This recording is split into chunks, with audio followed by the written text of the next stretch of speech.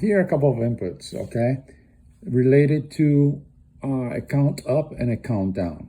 So when I toggle here, toggle the bit on this one here, what we're going to have is the accumulator being activated and adding 1 to the counter up. So it's at 6. Toggle the bit once more. So that's going to be 7.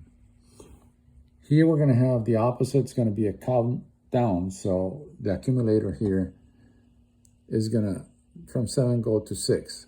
Here's a third one, which it's where everything is going to be accumulated. So 7 and 7 is 14, okay?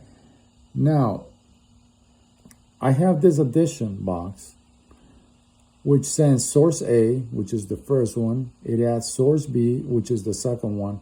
It puts it into source number 3, which is this one right here. That's why it's the accumulation. It sends it out there. Okay, I made a lot of mistakes. The mistakes were that I didn't have the wording ACC.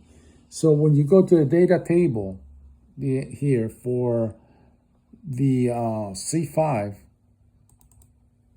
okay, make sure that you go all the way down here and you pick this ACC, and then you copy and paste what's there with the ending of ACC into these fields right here, okay?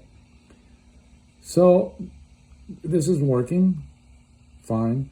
Then my homework read, get the information from an N7 file, and I didn't know what the heck to do, and I went on the internet and I found out that you can just write N7 5, for example, and open that if it's available. If not, you have to compile, go here into edit, and then compile.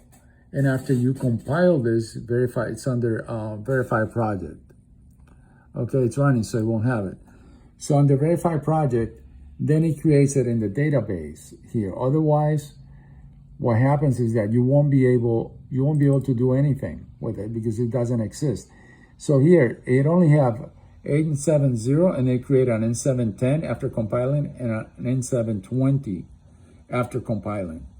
If not, you can just use the ones that exist already.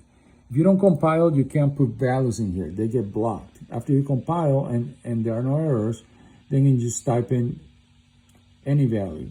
So I did this one independently, and I'm going to show it to you. So it's running. So 1 plus 45 is 46. I'm going to put 2. So the bottom changes to 47. 47, there it is.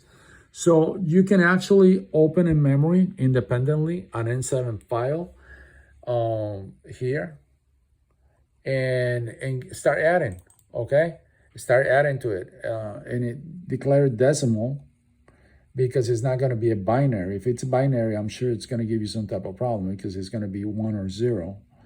But you make it decimal, and then you can put values in the question mark right below. You can do it by hand.